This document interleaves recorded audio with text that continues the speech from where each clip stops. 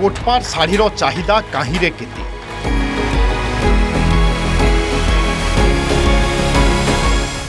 Online रे देखिले एही शाढ़ीर दाम 10,000 उपरे किंतु एही शाढ़ीर ब्रांडिंग को नहीं उठी विवाद।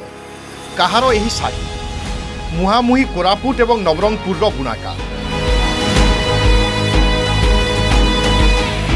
नवरंगपुर ब्लॉकर 200 रु अधिक बुणाकार एही शाढ़ी बुणुछंती किंतु यह बिक्री हेउछि कोटपार ब्रांड जहाँकि कोरापुट जिले में रही।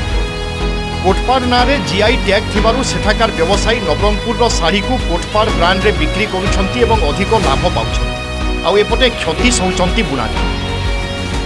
वास्तव में जोटा कि जो पैटर्नटा अच्छी कोटपाड़ बोलिके प्रसिद्ध अच्छी ता सहित नवरंगपुर जोटा कि आम गोटे सुंदर नूतन आकलन करूँ नवरंगी शाढ़ी बोलिके आम आम अंचल डका जाऊँगी जोटा कि ता सहित नवरंगी भारत बोली भारतर गोटे हैंडलूम प्रोड्यूसर्स कंपनी गठन कर जोटा कि गोटे रॉ मटेरियल प्लाटफर्म देव ता सहित रॉ मटेरियल बैंक आउ मुख्य स्रोत जोटा कि रही सामिल कर फर्मास नवरंगपुर बेस जत्नवान गोटे अदा होटा लुगाटा सीटा को मुई डेली 400 रे 300 इनकम करची आउ घर परिवार को चलची खाऊची आरी खर्च करची इटा कोटपाड़ रे बिक्री करची सर बुना बुनी करी हमें टिके बुला बुली करी बिक्री करथुलु भारी असुविधा थिला एबे हमको गवर्नमेंट टा टिके सुविधा करला असुविधा नहीं हमको तंतटा मिलिची घरटा मिलिची सब जाक दिया हिची हमर लुगाटा बिक्री करबाटा टिके असुविधा हो जाईची एटी सीट बुके बाट केबे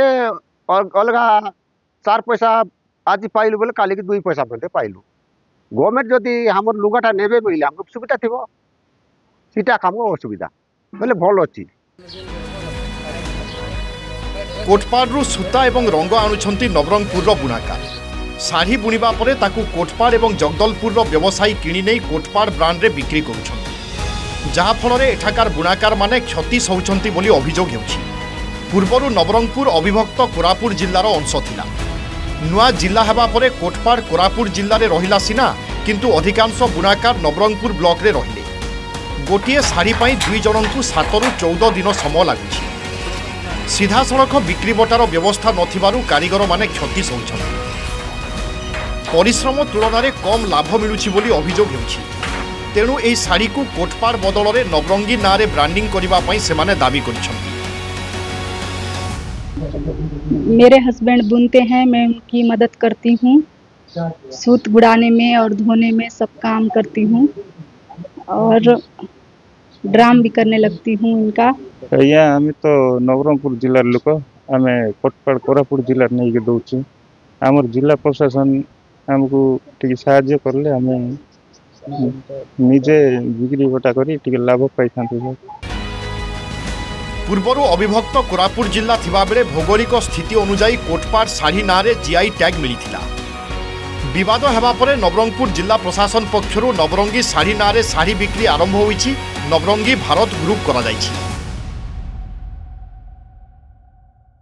विभिन्न ऑनलाइन प्लेटफॉर्म रे कोटपाड़ शाढ़ीर चाहिदा काहिरु केते एही कोटपाड़ शाढ़ी नवरंगपुर जिला बरगाँ रे तैयारी हो जाउछि। हस्ततंत्र कारीगर यहाँ तैयारी करते किंतु एमाने उपयुक्त मूल्य पाई पारु नाहंती। कारण हला आंक पाखरे बिक्री करिवार अधिकार नहीं। जीआई टैग कोटपाड़ हातर रही जदियो नवरंगपुर शाढ़ी गामुछा चुनरी तैयारी होछि किंतु बिक्री करुचंती कोटपाड़ व्यवसायी। तो यही अधिकार केबे पाइबे सरकार आंकु केबे सहायता करिवो ता देखिबाकू बाकी रहिला। नवरंगपुर बरगाँरु महेश्वर बेहरा न्यूज 18 ओडिया।